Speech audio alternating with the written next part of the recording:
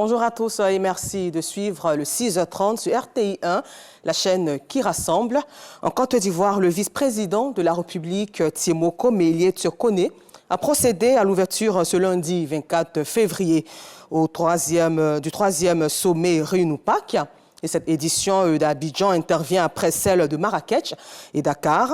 Et il faut souligner que c'est une plateforme de dialogue qui se concentre sur la promotion des valeurs libérales. Les précisions de Fatou Fofana et Ambroise Assema. Le vice-président de Côte d'Ivoire, Tiemoko Meïlie Kone, a ouvert ce lundi 24 février au Sofitel Hôtel Ivoire d'Abidjan le sommet Réunion-PAC. C'est la troisième rencontre du genre. Elle réunit pour cette édition, sur les bords de la lagune Ébrié, plus de 300 politiques, leaders d'opinion et parlementaires, libéraux et démocrates, issus d'Afrique, d'Europe, du Pacifique et des Caraïbes. L'objectif est de favoriser la coopération entre les forces libérales et démocrates à l'échelle mondiale. L'Afrique, avec ses abondantes ressources naturelles, sa jeunesse et son potentiel entrepreneurial, est un moteur de croissance mondiale qui ne demande qu'à être pleinement exploité. Nous devons construire un véritable partenariat stratégique fondé sur l'innovation, l'entrepreneuriat et surtout sur la compétitivité où chaque partie apporte son expertise et bénéficie des opportunités qu'offre l'autre. J'aimerais lancer un message à nos jeunes. Il est temps que vous ne vous laissez pas séduire par des promesses faciles et populistes, par les illusions du repli sur soi, par les mirages du radicalisme. Préparer la jeunesse africaine et la rendre entreprenante, une idée partagée par le coprésident de Réunion-PAC qui appelle à l'action. L'Europe et l'Afrique sont différents, c'est vrai, mais nous avons donc un engagement pour progresser, il faut le faire maintenant. Le leadership et la connaissance sont indispensables ensemble.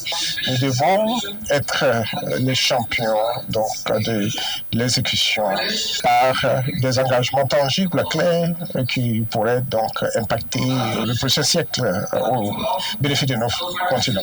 S'il vous plaît, aidons-nous ensemble, dirigeons ensemble et bâtissons ensemble. Contrer l'avancée du populisme, lutter contre la corruption, renforcer l'état de droit et préserver les libertés fondamentales, ce sont les points clés d'un libéralisme audacieux et inclusif. Selon le vice-président ivoirien, ces valeurs sont également chères au chef de l'État, le président Alassane Ouattara. Le président Alassane Ouattara est profondément attaché au libéralisme, fondé sur des principes de liberté, de démocratie et de progrès. Cet engagement lui a permis de guider la transformation politique et socio-économique de la Côte d'Ivoire depuis son accession à la magistrature suprême. Sous son autorité, la Côte d'Ivoire est devenue un modèle de libéralisme adapté aux réalités africaines. La dynamique de l'économie ivoirienne, caractérisée par une croissance forte, un développement des infrastructures et une amélioration significative des conditions de vie des populations, démontre que les principes libéraux peuvent être un puissant moteur de développement. Nous devons opposer la force de nos valeurs pour surmonter les obstacles qui se dressent devant nous. Nous devons rester unis autour de notre credo commun, à savoir la primauté des libertés individuelles, une économie de marché régulée par l'état de droit et la conviction que la coopération internationale reste notre meilleure arme contre les crises. C'est pourquoi l'Europe, l'Afrique, les Caraïbes et le Pacifique doivent montrer la voie d'une coopération renouvelée pour constituer une véritable alliance stratégique fondée sur des intérêts mutuels. Des partenaires qui progressent, renforcer la compétitivité Union européenne-Afrique pour une croissance durable. C'est le thème de ce troisième sommet annuel de la communauté libérale internationale. L'événement est organisé par le Rassemblement des oufouettistes pour la démocratie et la paix et la Fondation Friedrich Neumann. Et un peu plus loin du district autonome d'Abidjan, dans la région du Guémon, dans le cadre du projet CLEF, la ministre de l'Éducation nationale et de l'alphabétisation, professeur Maria Toukone, a procédé à la remise de 185 motos aux acteurs du secteur éducatif dans l'objectif de leur permettre d'assurer un meilleur suivi des activités sur le terrain. Et cette cérémonie de remise de ces engins à 2 roues s'est déroulée en présence des autorités de cette localité de la Côte d'Ivoire. Le témoignage de Christ Diomandé et Siaka Kone dans le Guémant. 185 motos et des casques remis au conseil pédagogique du primaire et du secondaire, de l'alphabétisation ainsi qu'aux responsables des différents COGES de la région du Guémont. Ces dons se situent dans le cadre du projet CLEF, Child Learning and Education Facility. Geste du ministre de l'Éducation nationale et de l'alphabétisation et ses partenaires. Objectif, assurer un meilleur suivi pédagogique sur le terrain. Ces motos ne sont pas seulement des moyens de déplacement. Elles représentent pour nous une véritable bouffée d'air frais, un symbole de votre engagement à améliorer l'accès à l'éducation. Pour les partenaires du projet CLEF, donner ces moyens à la communauté éducative, c'est préparer l'avenir des élèves. Le mécanisme de financement commun dénommé Child Learning and Education Facility, en abrégé CLE, pour certains c'est CLEF, a été conçu pour améliorer l'accès et la qualité de l'offre éducative dans le but de contribuer au développement du capital humain et à l'éradication du travail des enfants en Côte d'Ivoire. L'implication active, soutenue, constante de Madame le ministre de l'Éducation nationale et de l'alphabétisation témoigne de notre conviction qu'avec votre expertise et votre engagement, nous allons réussir ensemble les objectifs que nous nous sommes assignés dans le cadre du partenariat CLEF. Le président du conseil régional du Guémont a exprimé sa gratitude au gouvernement. Ce matin, vous êtes venus les mains chargées. 185 engins roulants pour le corps éducatif exerçant dans le Guémont. Il me revient, en tant que premier citoyen de développement de la région et votre collaborateur, il me revient donc de vous dire merci. Mariatou Kone a exhorté la communauté éducative à plus d'engagement. L'État de Côte d'Ivoire a fait sa part en vous dotant de moyens indispensables pour effectuer cet encadrement. Je compte sur votre sens de la responsabilité, sur votre engagement et motivation sans faille pour la réussite des nobles missions qui vous sont dévolues. Chers collaborateurs, je vous exhorte à utiliser ces motos à bon escient. Cette cérémonie a été meublée par une visite de la ministre au lycée moderne de Diokwe et au groupe scolaire Yafani. En France, les escargots géants, chips de poulet, mâchoirons, les produits d'origine animale et halieutiques ivoiriens attirent du monde. Au stand du ministère des Ressources animales et halieutiques, au Salon international de l'agriculture de Paris 2025, pays agricole, la Côte d'Ivoire est représentée à tous les niveaux. Le compte-rendu de Dangui Dangui et Adam Sangaré, envoyés spéciaux à Paris. Salon international de l'agriculture 2025.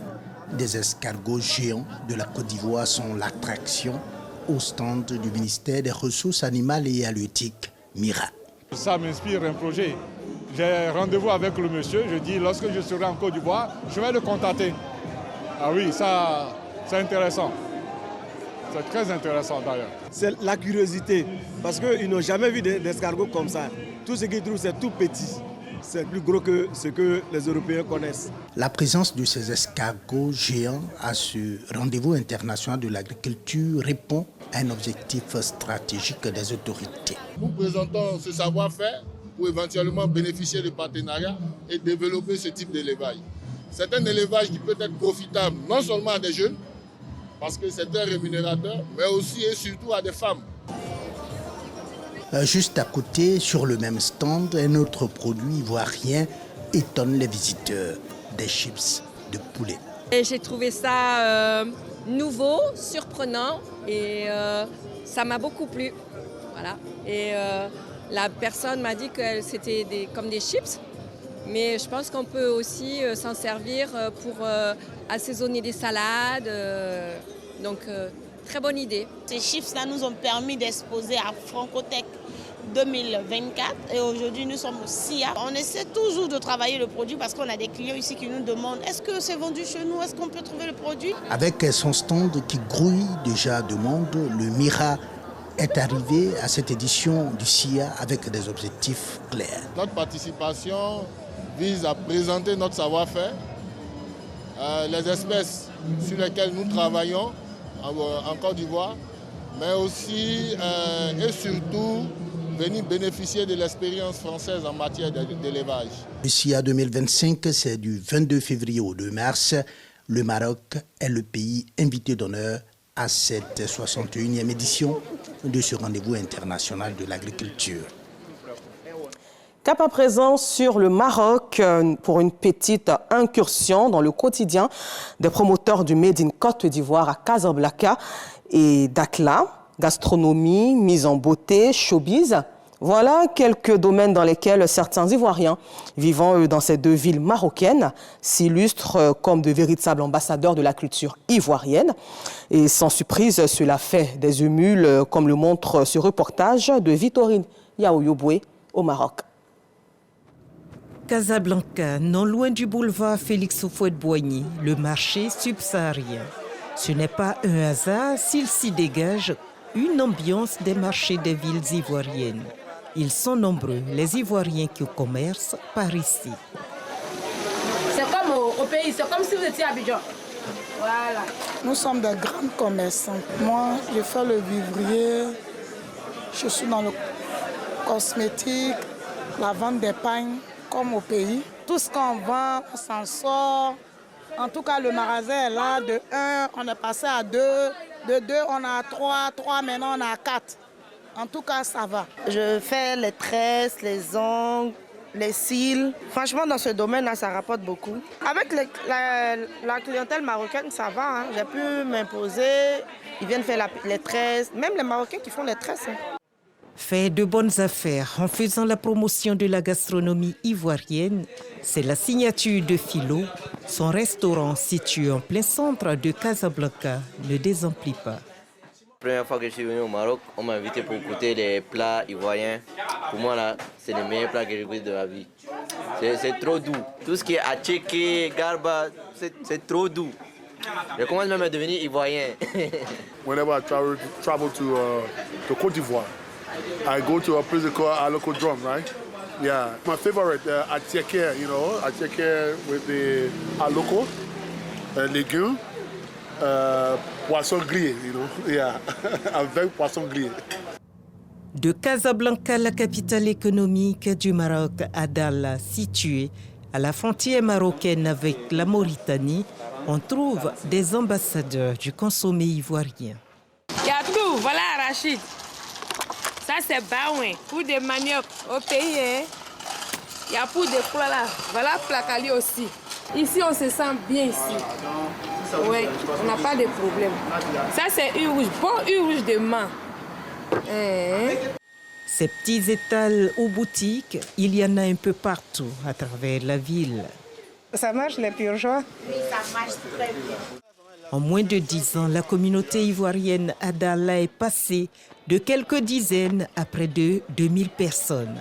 Une opportunité d'affaires pour Georges Kouakou qui décide ainsi de se lancer dans le showbiz. À notre rencontre, il préparait le concert du groupe VDA. VDA, la voix des anges, seront bel et bien ici dans la ville de Dakhla. À partir de 2018-2019, on a vu qu'on était un peu nombreux ici, mais n'avait pas d'activité. Voilà comment nous sommes jetés dans l'événementiel pour essayer d'égayer la ville de Dakhla, la population de Dakhla en tant qu'Ivoirien ici. Ces hommes et ces femmes, composantes de la diaspora ivoirienne au royaume chérufien, visent un objectif, se construire un avenir meilleur au Maroc afin de contribuer au mieux au développement socio-économique et culturel de leur pays d'origine, la Côte d'Ivoire. Vive donc la Côte d'Ivoire. Hors de nos frontières, le procureur de la Cour pénale internationale CPI a atterri ce lundi 24 février. Soir à Kinshasa, Karim Khan doit y rencontrer les autorités pour consolider la feuille de route sur la justice en lien avec les événements dans l'Est de la République démocratique du Congo.